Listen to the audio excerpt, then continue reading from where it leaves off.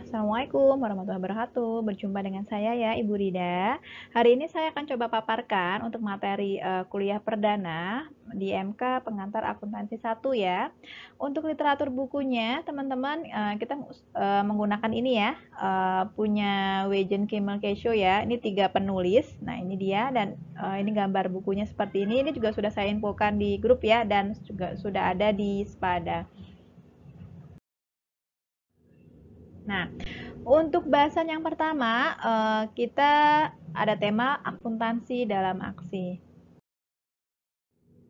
Nah, apa sih sebenarnya tujuan daripada materi hari ini? Nah, yang pertama, teman-teman diharapkan dapat menjelaskan apa itu akuntansi.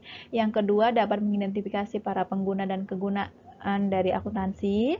Ketiga, bisa memahami mengapa etika adalah konsep bisnis yang mendasar.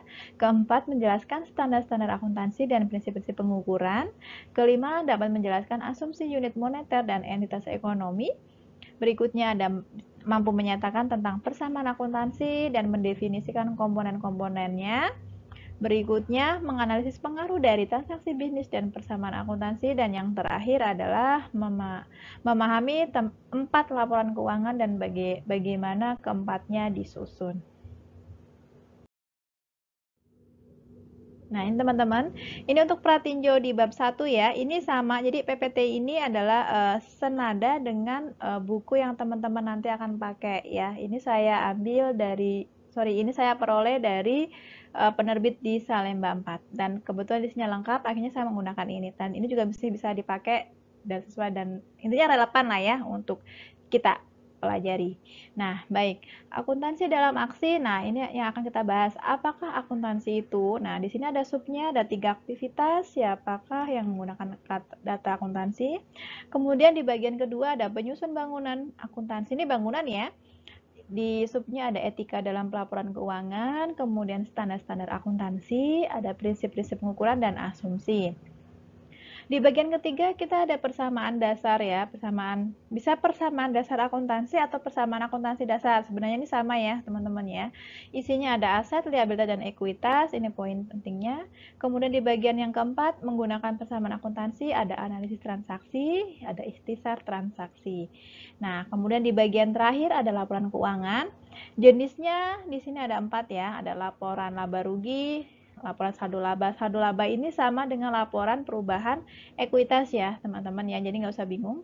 Kemudian berikutnya ada laporan posisi keuangan dan laporan arus kas. Sebenarnya satu lagi ada yang namanya CALK, catatan atas laporan keuangan. Cuman ini tidak kita bahas di mata kuliah hari ini.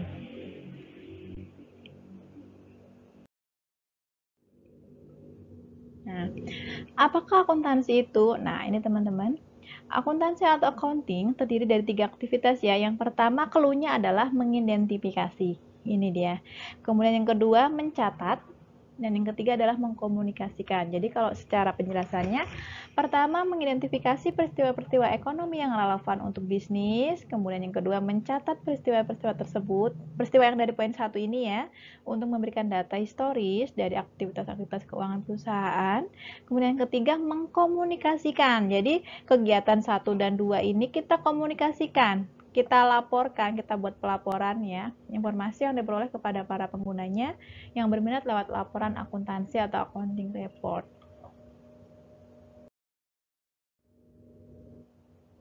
Nah, siapakah yang menggunakan data akuntansi? Nah, ini dia nih teman-teman ya. Jadi ada eksternal, ada internal. Kalau untuk internalnya sendiri siapa? Nah, ini dia. Ada para manajer yang merencanakan, mengorganisasikan dan menjalankan perusahaan. Ini internal ya. Jadi sebenarnya kegunaan data-data akuntansi untuk manajer dan jajaran lah ya. Nah, kemudian untuk yang eksternal, nah kalau udah eksternal ini larinya keluar ya. Para pengguna eksternal adalah orang-orang yang atau organisasi di luar perusahaan yang menginginkan informasi keuangan tentang perusahaan. Contohnya seperti siapa? Nah, ini ada investor, ada kreditur, bisa ada pemasok juga, bisa ada pemerintah juga, banyak ya. Nah, sekarang kita masuk ke bagian etika. Etika dalam pelaporan keuangan. Ada standar perilaku yang dengannya tindakan seseorang dinilai sebagai benar atau salah, jujur atau bohong, adil atau tidak adil adalah bagian daripada etika. Ini etika dalam akuntansi ya. Pelaporan keuangan yang efektif tergantung kepada perilaku yang beretika. Jadi kita kalau sebagai pembuat laporan keuangan ya kita harus mengikuti etika. Kita tidak boleh kalau misalkan angkanya 10 ya kita katakanlah 10, kita catat 10. Jangan sampai 10 kita ubah dengan angka yang lain. Nah, itu juga sudah menyalahi kode etik, ya kan? Nah, kemudian kalau misalkan jurnal juga kesalahan posting jurnal tapi tidak disengaja, yaitu nggak ada masalah sih ya. Tapi kalau misalkan disengaja, nah itu juga bagian dari etika, kita tidak boleh melakukan itu. Nah, ada langkah-langkah dalam menganalisis kasus dan situasi etika nih. Pertama, mengenali situasi etika dan permasalahan etika yang ada. Yang kedua, mengidentifikasi dan menganalisis komponen-komponen utama dalam berbagai situasi. Kemudian yang berikutnya, identifikasi berbagai alternatif dan pikirkanlah dampak dari setiap alternatif pada beberapa pihak pemangku kepentingan. Jadi kalau misalkan ada kasus, teman-teman bisa pertama mengenali dulu situasinya, kemudian diidentifikasi, dianalisis ya komponen-komponen yang saling terkait, kemudian kita identifikasi untuk solusinya, gitu. Nah, ini wawasan etika ya teman-teman, ini boleh dibaca, boleh tidak ya, untuk angka-angka di balik organisasi nirlaba ini hanya sebagai artikel ya. Nah, kita masuk ke standar akuntansi. Nah, teman-teman perlu diperhatikan ya. Jadi IASB atau IASB ya International Accounting Standard Board ini sudah banyak digunakan ya. Ini kita namakan dengan yang namanya IFRS ya. Jadi IFRS ini dicetuskan oleh IASB. Nah, standar ini digunakan lebih dari 130 negara di dunia, termasuk Indonesia sekalipun, teman-teman, sudah juga mengadopsi ini di tahun 2012 secara resminya ya. Nah, kenapa sih kita harus mengadopsi IFRS? Nah, ini ceritanya panjang banget nanti. Kalau dibahas bisa sampai 3 SKS sendiri ya. Oke. Karena sebenarnya IFRS itu selain dia lengkap ya, dia lengkap, tapi dia juga bisa mengcover dengan kondisi yang ada di Indonesia. Nah, meskipun ada beberapa titik kelemahannya juga ya, namanya standar kan nggak sempurna. Indonesia sendiri kita tahu ya, teman-teman mungkin ada yang belum tahu, Indonesia kan sudah ada standar laporan keuangannya yaitu SAK atau PSAK. Nah, ini dicetuskan oleh IAI. Tapi kalau untuk standar internasional dipakainya IFRS ya, IASB ini yang mencetuskan. Nah, Indonesia mengadopsi IFRS tidak full, tapi hanya setengah teman-teman ya. Jadi PSAK masih dipakai dan IFRS juga masih dipakai, tapi cuman setengah, tidak semua di cover oleh Indonesia karena sebagian juga tidak sesuai ya. Jadi memang mengadopsi yang sesuai, mana yang bagus diambil begitu. Nah, untuk FASB atau FASB ini buatan Amerika ya. Ini ada mereka mencetuskan GAP, Generally Accepted Accounting Principle. Sebagian besar perusahaan di Amerika Serikat mengikuti standar ini. Nah, kalau untuk negara-negara yang ada di Amerika, memang mereka cenderung lebih memprioritaskan GEP teman-teman daripada IFRS. Meskipun sebagian negara yang ada di mereka juga ada mengadopsi IFRS. Gitu.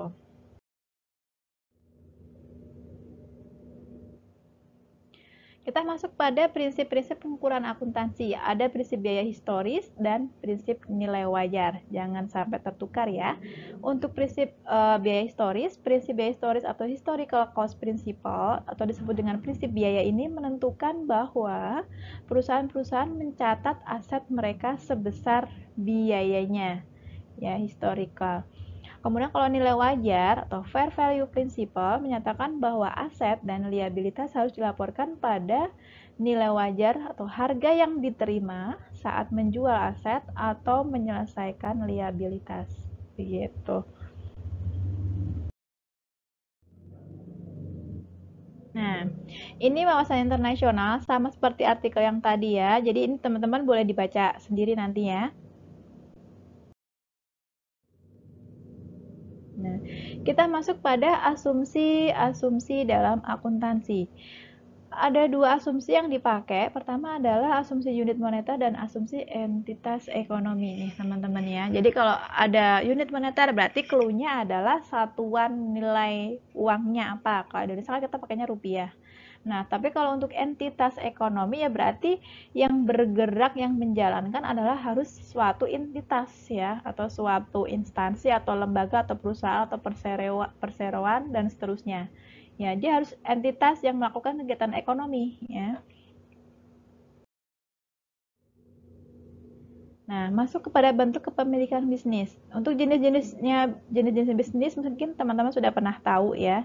Ada perorangan, ada persekutuan, kemudian ada perseroan terbatas atau persero biasanya disingkat begitu. Nah, untuk perusahaan perorangan ya, cirinya biasanya kan hanya dikelola oleh satu orang saja ya, karena perorangan. Kemudian seringkali berbentuk perusahaan jasa kecil, pemilik menerima semua keuntungan dan menanggung seluruh kerugian dan bertanggung jawab secara pribadi untuk seluruh utang perusahaan. Kemudian untuk persekutuan, ciri-cirinya biasanya dimiliki oleh 2 orang atau lebih, seringkali berbentuk perusahaan jasa atau retail ya. Retail itu sejenis kayak supermarket ya. Kemudian biasanya memiliki kewajiban pribadi yang tidak terbatas atas utang persekutuan, dan yang terakhir terdapat perjanjian persekutuan. Itu untuk persekutuan. Nah, berikutnya kalau yang terbatas, persero terbatas ya, kepemilikannya terbagi dalam beberapa saham biasanya. Entitas hukum yang terpisah dalam Undang-Undang Perseroan terbatas dan liabilitasnya terbatas. Berbeda dengan persekutuan. Kalau persekutuan tidak, tapi kalau untuk persero iya.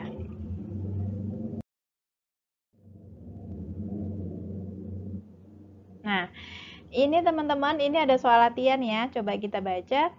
Tunjukkan apakah kelima pernyataan disajikan di bawah ini benar atau salah. Nah, untuk statement yang pertama, 3 langkah dalam proses akuntansi adalah identifikasi, pencatatan, dan komunikasi. Coba tebak, mungkin benar atau tidak? Nah, benar ya ini ya. Nah, ini dia jawabannya. Pernyataan yang kedua, 2 jenis pengguna eksternal yang paling umum adalah para investor dan karyawan perusahaan. Benar apa enggak? Salah ya, karena karyawan ini masuk ke dalam internal ya.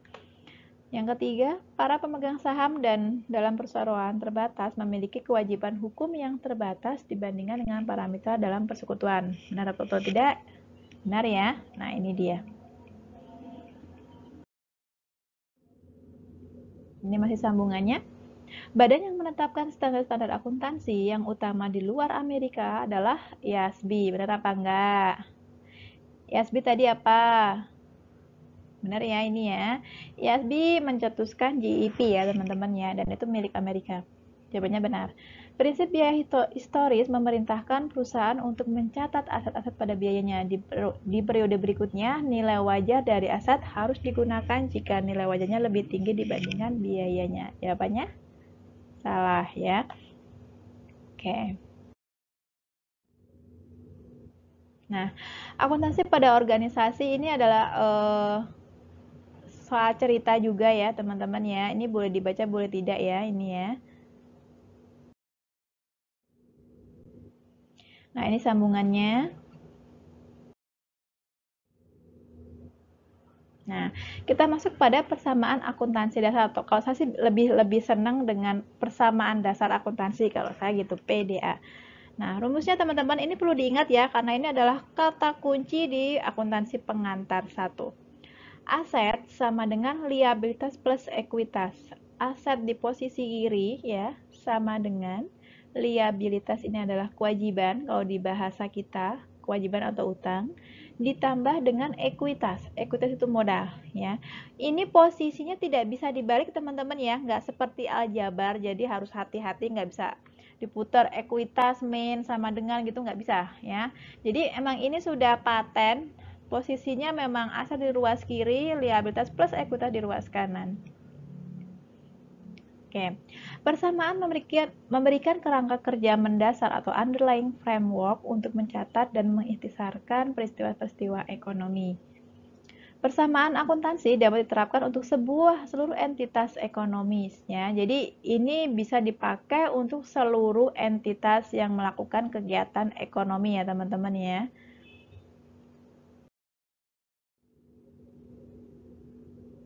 Nah, untuk penjelasannya, aset sendiri merupakan sumber daya yang dimiliki. Aset itu ibarat harta kita, ya. Kapasitas untuk menyediakan layanan atau manfaat di masa depan. Jenisnya apa sih aset itu? Nah, ini ada kas, ada persediaan, ada peralatan, dan lain-lain. Liabilitas.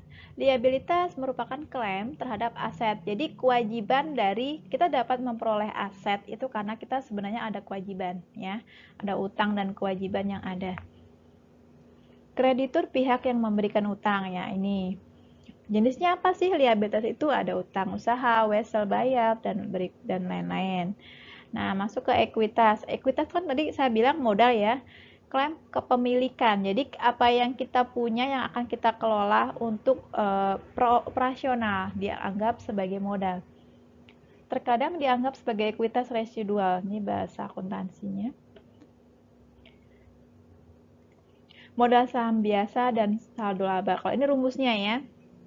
Jadi ekuitas sama dengan modal saham plus saldo laba. Biasanya gitu. Nanti kita akan ungkap di next slide.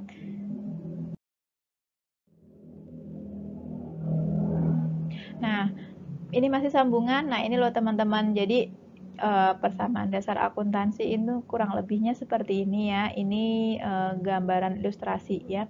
Peningkatan. Nah, ada investasi oleh para pemegang saham, ada pendapatan. Nah, ini akan menambah ekuitas nih teman-teman. Nah, ekuitas nanti dia bisa berkurang manakala ada dividen ya. Dividen yang dibagikan ya sama beban gitu.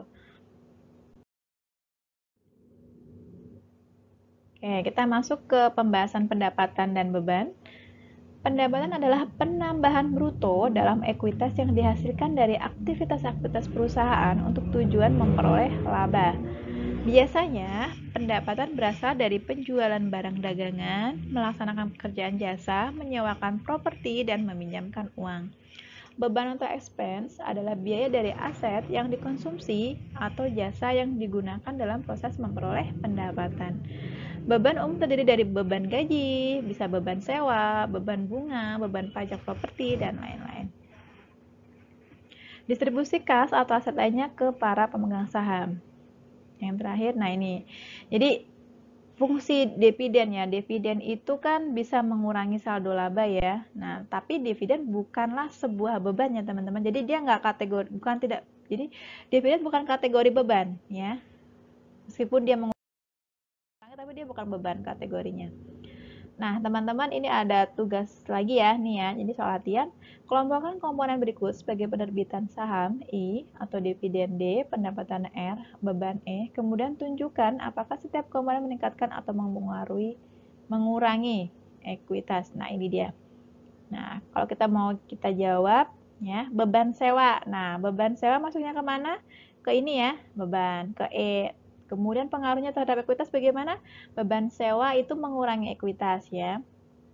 Kemudian yang kedua, pendapatan jasa. Nah, masuknya ke R, pendapatan ini. Nah, pengaruhnya terhadap ekuitas bagaimana? Menambah ya, karena pendapatan menambah modal dia. Kemudian dividen. Nah, tadi saya barusan singgung, dividen masuknya ke mana? Masuknya ke D ya, dividen ini. Nah, pengaruhnya pada ekuitas bagaimana? Dividen, kalau dividen dikeluarkan atau dibagikan, artinya dia mengurangi ekuitas. Terakhir, beban gaji dan upah. Nah, ini maksudnya kemana? Ini maksudnya ke beban juga ya. Pengaruhnya bagaimana?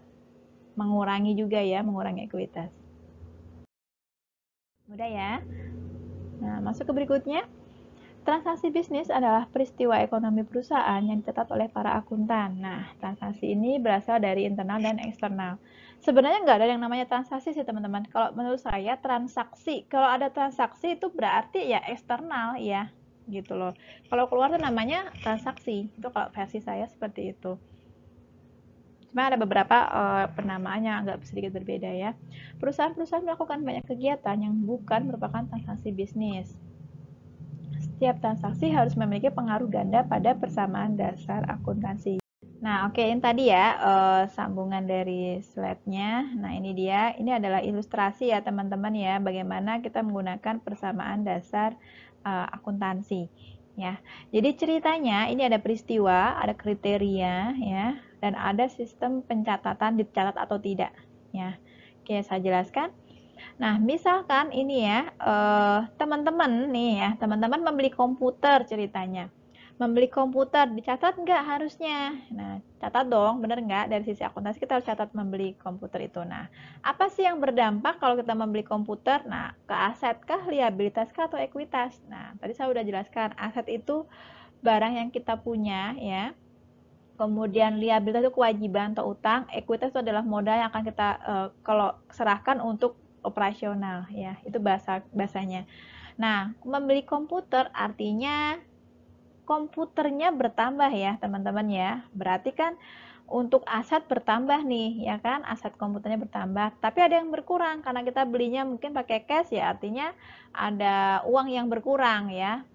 Nah, ekuitasnya jadinya berkurang begitu. Nah, ini catat. Nah, kemudian berikutnya peristiwanya membahas rancangan produk dengan pelanggan yang potensial. Perlu dicatat atau tidak? Tidak perlu ya, karena ini kan bukan bagian dari akuntansi, ini hanya proses dia membuat rancangan produk. Nah, yang ketiga nih, membayar sewa. Nah, peristiwa ini catat atau tidak teman-teman? Catat ya. Kenapa dicatat? Karena kan dia ada sesuatu yang dikeluarkan, ya kan? Selama ada sesuatu yang dikeluarkan dan dikeluarkan maupun dikurangi atau ditambah, nah itu harus catat. Nah, kalau membayar sewa berarti larinya kemana teman-teman? Nah, kalau sewa ya berarti ada sesuatu yang kita keluarkan untuk bayar kan? Nah, berarti kasnya berkurang atau ekuitasnya berkurang dan beban sewanya menjadi bertambah ya, gitu. Nah, ini adalah ilustrasi ya teman-teman yang tadi. Nah, jenisnya untuk ekuitas sendiri itu tadi saya juga udah singgung di depan bahwa ekuitas sama dengan modal saham ya. Modal saham itu saham biasa yang dipakai di sini, bukan saham yang preference. Ditambah dengan saldo laba. Nah, saldo labanya rumusnya untuk mencari laba sendiri adalah pendapatan dikurangi beban dikurangi dividen. Mudah ya. Nah, baik kita masuk ke kasus bagaimana cara membuat persamaan dasar akuntansi. Ini mudah sekali loh teman-teman ya. Teman-teman cukup perhatikan saja. Nanti bisa dipelajari sendiri di rumah. Ya, transaksi pertama, investasi oleh para pengguna saham. Misalkan Ray dan Barbara Neal menginvestasikan uang tunai sebesar 15.000 euro di perusahaan dan menerima saham biasa senilai 15.000 euro. Saham biasa menunjukkan kepemilikan Neal dalam Sophie Byte Incorporation.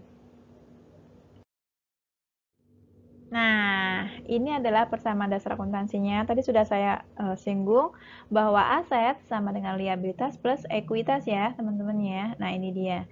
Untuk lingkup aset sendiri jenisnya ada kas, ada piutang usaha, ada perlengkapan, ada peralatan. Di liabilitas utang ya. Nah, sedangkan di ekuitas ada modal saham ya, ada saldo laba. Saldo labanya dirinci nih. Ada pendapatan dikurangi beban, dikurangi dividen. Nah, kalau tadi kasusnya adalah menerbitkan saham, artinya yang berdampak di PDE apa? Ini ya, menerbitkan saham. Nah, kasnya bertambah 15.000 euro, kemudian modalnya juga bertambah. Nah, posisi antara kiri dan kanan ini harus balance ya teman-teman ya. Ini sama nilainya, 15 ini juga 15. Begitu. Lanjut ke kasus berikutnya, transaksi kedua. Pembelian peralatan secara tunai. Nah, misalkan Sobat Incorporation membeli peralatan komputer seharga 7.000 secara tunai. Nah, dampak ke PDA-nya apa? Membeli ya. Oke.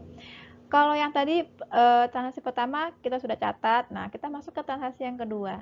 Ini dia jawabannya. Karena kita membeli peralatan artinya peralatannya bertambah ya di sisi kiri ya, di sisi kiri aset. Nah, karena kita membeli artinya ada sesuatu yang kita keluarkan, benar nggak? Nah, makanya kasnya jadi berkurang 7.000. Nah, posisinya kok Bu, kok masih sama-sama di lajur kiri Bu? Nah, meskipun di lajur kiri, tapi karena ini min, ini plus artinya 0 ya. Jadi 0 sama dengan 0 balance begitu. Sama halnya di transaksi yang nomor 1. Tadi kan ini plus 15.000. di lajur kiri, di lajur kanan ini plus 15.000, sama kan nilainya. Nah, begitu juga dengan transaksi kedua. Mudah ya. Transaksi yang ketiga, membeli perlengkapan secara kredit. Sobat Incorporation membeli kertas dan perlengkapan komputer lainnya yang diharapkan akan digunakan selama beberapa bulan seharga 1.600 euro dari Exaplay Company. Transaksi ini adalah transaksi pembelian non tunai. Jadi ceritanya membeli kertas nih, tapi dibayarnya nggak tunai teman-teman, kredit. Nah, kita lihat PDA-nya. Nah, ini dia. Nah, jadi perlengkapannya bertambah ya, 1.600, kemudian di lajur kiri ada utang karena kita kan bayarnya pakai kredit, artinya kita berutang ke orang ya. Oke, ini juga sudah balance, di lajur kiri sudah 1.600, di kanan juga sudah, artinya sudah balance. Transaksi keempat, Sobat menerima pembayaran tunai sebesar 1.200 dari pelanggan atas jasa pemrograman yang diberikan. Nah, ini jatuhnya tunai ya teman-teman. Kan kita mendapat uang nih, ya enggak? Nah, ini dia. Kalau mendapat uang, berarti apa? Nah, dampaknya, berarti kasnya bertambah dong, ya enggak? Nah, 1.200 ini plus, kemudian selain itu di sisi ekuitas apa? Pendapatannya juga bertambah. Artinya ini sama ini sudah balance. Mudah kan? Lanjut berikutnya transaksi kelima. Sobat menerima tagihan sebesar 250 euro dari Delnew dengan iklan tetapi menunda pembayaran sampai tanggal berikutnya. Nah, ceritanya menerima tagihan nih. Kalau tagihan kan jatuhnya utang ya. Nah, oke, kita lihat bagaimana PDA-nya. Nah, ini dia. Masuknya beban ya, karena kan kita utang ke orang. Ini dia, utang usahanya bertambah 150, kemudian beban. Ya, bebannya berkurang 150, balance. Berikutnya, transaksi ke-6. Sobat memberikan jasa pemrograman seharga 3.500 untuk para pelanggannya. Perusahaan menerima kas sebanyak 1.500 dari para pelanggan dan menagihkan sisanya sebesar 2.000 secara kredit. Artinya ada 3 akun ya teman-teman ya. Nah, ini dia. Nah, pendapatan jasa yang diterima secara kas tadi kan 1.500, kita masukkan di sini di posisi kas 1.500. Nah, kemudian di piutangnya. Nah, piutangnya bertambah nih teman-teman 2.000. Tinggal dibalancekan dengan lajur kanan di pendapatan 3.500. Balance ya. Ketujuh, sobat membayar beban. Nah, kalau membayar beban artinya kan kita mengeluarkan beban-beban berikut secara tunai selama bulan September ada sewa toko sekian, gaji sekian, upah sekian, dan utilitas sekian. Oke, ini dia PDA-nya. Nah, beban gaji, beban sewa, beban gaji, beban upah, semuanya masuk ke beban ya, di saldo ekuitas sebelah kanan ya teman-teman. Nah, untuk lawannya apa kan harus balance Bu. Nah, lawannya ke sini nih kas, sama-sama minus. Di sini minus 1.700, di sini juga minus 1.700. Balance lagi ya.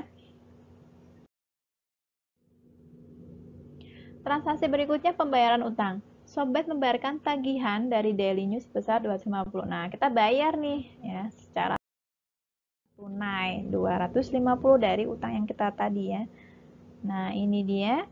Nah, karena utang artinya kan kita bayar utang nih, berarti utangnya kan berkurang, utangnya berkurang ya. Kemudian apalagi kasnya juga berkurang. Nah, sama balance.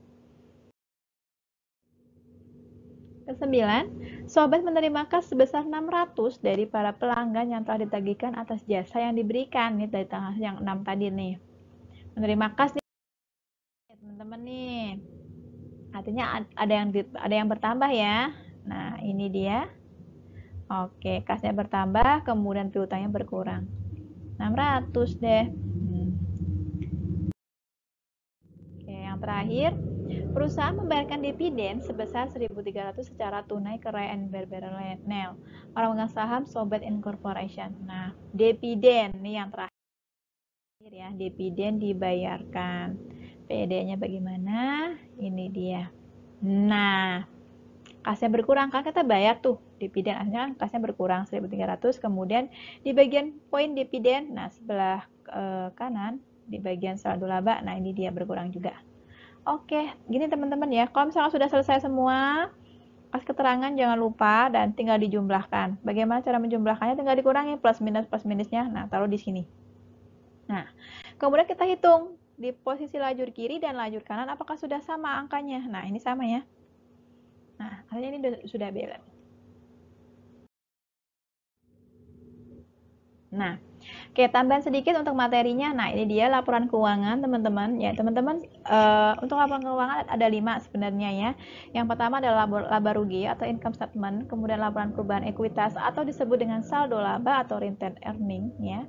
Ada laporan posisi keuangan. Jangan bingung bahwa laporan posisi keuangan itu adalah neraca ya. Ntar bingung lagi, Bu, neracanya kok nggak ada? Nah, neraca itu ya laporan posisi keuangan. Kemudian ada laporan arus kas atau sering orang bilang cash flow ya teman-teman. Nah yang terakhir adalah CALK, catatan atas laporan keuangan. Nah itu adalah informasi tambahan. Jadi yang nggak tersedia di 4 laporan ini dia akan tersedia di CALK. Nah, ini ilustrasi ya teman-teman ya. Jadi ceritanya PDA yang tadi kita sudah buat nih ada contoh kasus, kemudian kita buat PDA-nya. Nah, sekarang tugas kita apa? Membuat 4 laporan yang tadi tuh. Nah, oke. Untuk formatnya kurang lebih seperti ini ya. Ini satu tahun ya teman-teman. Tapi untuk pelaporan secara standar memang ada dua tahun ya untuk komparisasi kanan kiri. Nah, karena ini kita untuk belajar, karena untuk sebagai pengantar ya kita cukup 1 tahun, 1 periode. Nah, ini dia. Kita buat dulu laporan laba ruginya ya. Nah, tadi sudah ada pendapatan dan jasanya, tinggal masukkan saja angkanya. Nah, untuk klasifikasi beban, teman-teman masukkan jenis-jenis bebannya apa saja, tulis di sini. Kalau sudah, total bebannya dijumlah, taruh di kolom sini ya, teman-teman. Nah, kalau sudah dikurangkan, kita ingin mengetahui neto. Rumus laba neto adalah ya pendapatan dikurangi dengan beban. Ketemu ya angka segini. Nah, laba ini kita masukkan ke laporan berikutnya nih, di laporan saldo laba atau laporan perubahan ekuitas. Nah, dia larinya ke sini nih. Ya, kita buat dulu saldo laba per awal bulan ya. Ini awal September, kan 0 ya, belum ada. Nah, laba di akhir 2.750 euro. Nah, dari sini ya teman-teman ya ngambilnya. Oke, kita jumlahkan tuh kalau sudah. Nah, kita lihat apakah ada dividen. Misalkan tidak ada dividen, berarti kita kosongkan ya. Tapi karena di sini ada dividen, kita tinggal kurangkan ya, karena sifat dividen itu mengurangi kas ya, atau mengurangi laba. Nah, ketemulah di sini gitu, mudah kan? Nah, untuk laporan berikutnya, nah kalau tadi saldo laba sudah, kemudian kita buat nih laporan posisi keuangan atau neraca.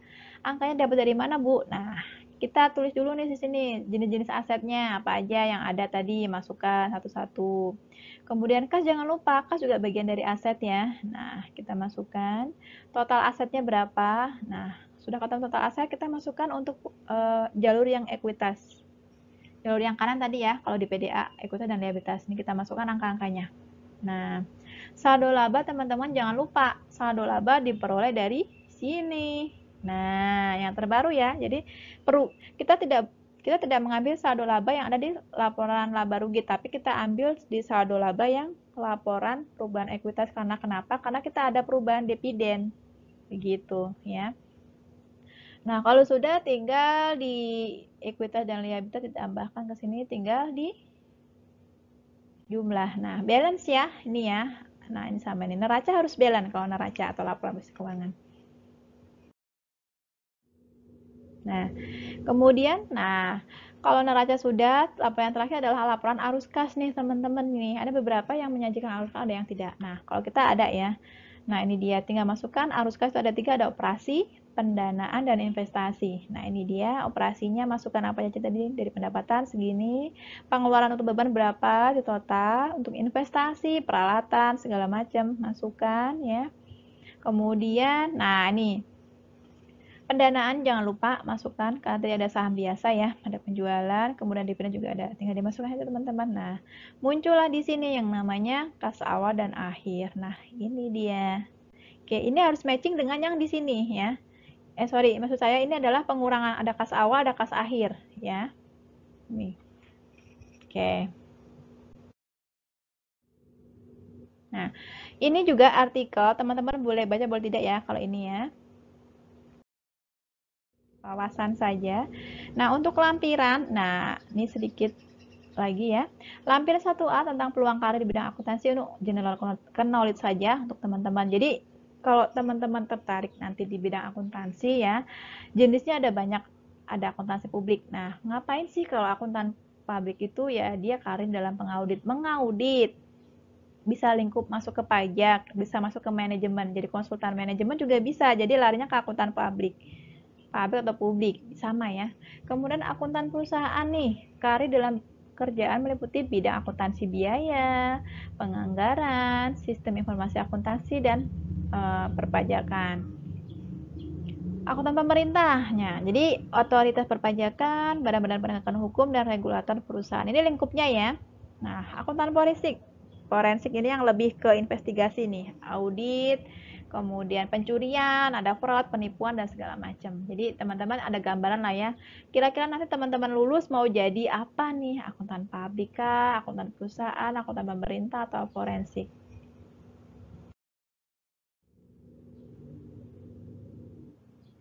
Nah, ini sebagai gambaran saja ya. Ini adalah perkiraan gaji untuk pekerjaan sebagai akuntan publik dan akuntan di perusahaan Amerika Serikat. Nanti teman-teman tinggal kalikan ya dengan kurs Indonesia ya. Kira-kira 15.000 lah ya, dibuat 15.000. Nanti bisa dihitung sendiri ya, karena ternyata memang peluangnya bagus ya, gajinya juga besar untuk akuntan publik. Tapi ini di Amerika. Indonesia juga sama ya, besar juga. Jangan salah. Nah, untuk gaji manajemen tingkat atas di Amerika Serikat sebagai berikut. Nah, ini ya. Ini akuntan perusahaan ya. Oke, ini dia ada perusahaan besar. Nah, dengan posisi-posisinya dan dengan gaji-gajinya. Oke. Untuk perspektif lain, teman-teman, ini boleh dipelajari, boleh tidak ya kalau ini ya. Sebagian besar pihak setuju bahwa ada kebutuhan untuk standar akuntansi internasional tunggal. Berikut ini adalah alasannya. Perusahaan multinasional, perusahaan-perusahaan saat ini memandang seluruh dunia sebagai pasar mereka. Merger dan akuisisi merger antara Fiat Chrysler dan Vodafone Management mengesankan bahwa kita akan melihat lebih banyak lagi kombinasi bisnis di masa depan. Jadi ini sebenarnya lebih ke paradigma kita ya, apakah memang standar akuntansi itu penting atau tidak ya. Teknologi informasi, saat hambatan komunikasi terus berkurang, bahwa kemajuan teknologi, perusahaan-perusahaan dan orang-orang dalam negara yang pasar berbeda menjadi lebih nyaman untuk membeli dan menjual barang dan jasa satu sama lain. Kemudian pasar-pasar keuangan. Pasar-pasar keuangan saat ini memiliki porsi internasional yang signifikan. Jadi memang betul ya, pasar keuangan juga mendominasi ya, dan penting banget ya buat kita ya. Terutama perusahaan, jika ada bisnis perusahaan. Nah, poin-poin penting ini ada beberapa pengetahuan ya teman-teman. Jadi di tahun 2022 ada Kongres Amerika Serikat mengeluarkan Sarbanes-Oxley ya, yang mengamanatkan pengendalian internal tertentu untuk perusahaan-perusahaan publik besar yang terdaftar di Bursa Amerika Serikat. Terdapat perbedaan yang berkelanjutan apakah perusahaan-perusahaan di luar Amerika harus mematuhi peraturan tersebut. Nah, perdebatan dengan perusahaan-perusahaan internasional yang mengadopsi standar yang sejenis dengan SOX berpusat pada apakah manfaatnya melebihi biayanya. Kekhawatirannya adalah bahwa biaya yang lebih tinggi untuk mematuhi SOX mempunyai pasar efek di Amerika Serikat menjadi kurang kompetitif. Kecurangan-kecurangan keuangan telah terjadi di banyak negara ya. Perusahaan seperti ini dia ya, nama-nama perusahaannya. Oke, kasus yang lagi booming kemarin itu kan ada Enron ya teman-teman, nanti bisa dipelajari sendiri kalau ingin tahu lebih lanjut. Nah, poin pentingnya nih ya, IFRS cenderung kurang terperinci dalam persyaratan akuntansi dan pengungkapan dibandingkan dengan GAAP. Perbedaan dalam penerapan ini telah menyebabkan munculnya sebuah perdebatan tentang manfaat dari standar-standar berbasis prinsip IFRS ya, dan berbasis aturan atau GAAP. Jadi teman-teman nggak usah bingung, meskipun ini kan karena perspektif akuntansi internasional, memang IFRS dan GAAP itu saling perang ya gitu ya. Jadi IFRS tuh Eropa, GAAP itu Amerika. Tapi ya selama ini Indonesia lebih memilih IFRS ya. Jadi teman-teman nggak usah pusing dengan pro kontra tersebut. Yang penting bagaimana IFRS itu memberikan yang terbaik untuk standar akuntansi di Indonesia. Itu saja mikirnya ya. Pihak regulator Amerika Serikat baru saja menghilangkan kewajiban bagi perusahaan-perusahaan asing yang sahamnya diperdagangkan di pasar efek Amerika Serikat untuk merekonsiliasikan laporan keuangan. Karena memang betul ya. Jadi orang-orang Amerika itu mendorong orang-orang yang di luar negara Amerika suruh ikut di GEP. Jadi ngikutin aturan yang ada di Amerika. Gitu. Kalau di sana begitu. Memang cenderung ke situ. GEP berbasiskan kerangka konseptual yang mirip dengan yang digunakan untuk mengembangkan IFRS. Oke, ini juga perspektif lain ya teman-teman, dikit lagi ya. Tiga bentuk organisasi bisnis yang umum yang disajikan dalam basis ini, perusahaan perorangan, persekutuan, dan perusahaan terbatas juga didapati di Amerika Serikat. Karena pemilihan organisasi bisnis dipengaruhi oleh banyak faktor seperti lingkungan hukum, ada aturan, tarif pajak, tingkat kewirausahaan, penggunaan dari setiap bentuk akan berbeda di setiap negara. Analisis transaksi pada dasarnya sama dengan IFRS dan GEP, tetapi seperti yang akan dan dilihat dalam batas berikutnya, standar-standar yang berbeda dapat mempengaruhi bagaimana transaksi dicatat. Nah, ini juga masih sambungan. Definisi dasar yang diberikan dalam buku ya, maksudnya ini buku yang akan teman-teman pakai ya. Ini untuk elemen-elemen kunci dari laporan keuangan, ada aset, liabilitas, ekuitas, pendapatan, dan beban ya adalah versi yang disederhanakan dari definisi resmi yang diberikan oleh IASB. Nah, ini clue dari aset, manfaat ekonomi yang mungkin diperoleh atau dikendalikan oleh sebuah entitas tertentu yang dihasilkan oleh transaksi di masa lalu. Ini untuk liabilitas ya pengorbanan ya. Kan kita mengorbankan sesuatu untuk memperoleh sesuatu, itu kan liabilitas ya.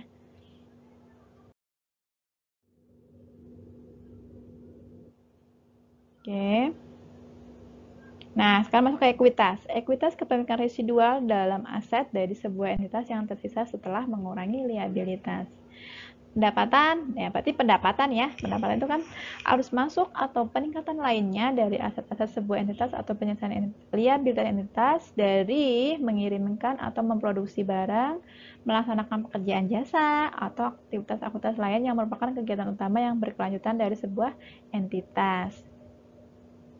Nah, beban. Kalau beban tuh harus keluar ya, teman-teman. Jadi beban ini digunakan untuk ya apa saja, untuk mengirimkan barang, memproduksi barang, ya kan? Kegiatan-kegiatan yang berkelanjutan seperti itu.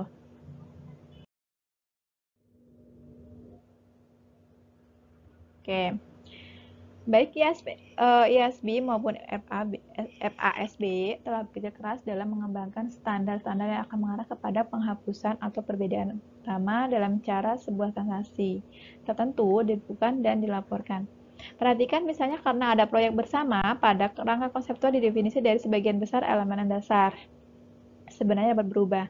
Meskipun demikian, apakah IASB dapat mengadopsi provisi pengendalian internal yang mirip dengan yang ada dalam SOX ya. Ini masih perspektif lain ya teman-teman. Jadi untuk perspektifnya boleh dipelajari, boleh tidak ya, karena tidak harus ya kalau yang untuk perspektif. Karena ini kan paradigma. Oke, ini ada beberapa soal ujian mandiri. Manakah dari yang berikut ini yang bukan merupakan alasan mengapa sebuah standar akuntansi terhadap berkualitas tinggi tunggal akan menguntungkan? Kira-kira yang mana jawabannya teman-teman? Yang D ya. GEP secara luas dianggap sebagai sistem pelaporan yang unggul. Next. The Sarbanes-Oxley Act menentukan apa saja? Kira-kira yang mana jawabannya? Yang C ya. Standar pengendalian internal untuk perusahaan-perusahaan publik Amerika Serikat. Oke.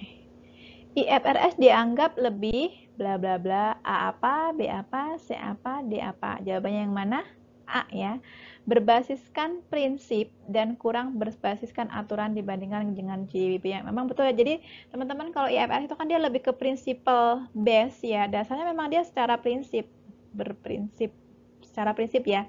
Tapi kalau untuk GEP memang dia berbasisnya bukan prinsip, tapi aturan atau rules ya, rule base. Jadi memang dua hal ini kan berbeda ya teman-teman. Jadi kita nggak bisa bandingkan ya, karena sesuatu yang kita bisa membandingkan sesuatu itu jika dua hal tersebut memang setara, bener nggak? Kan ini nggak setara, ngapain kita bandingkan? Tidak perlu.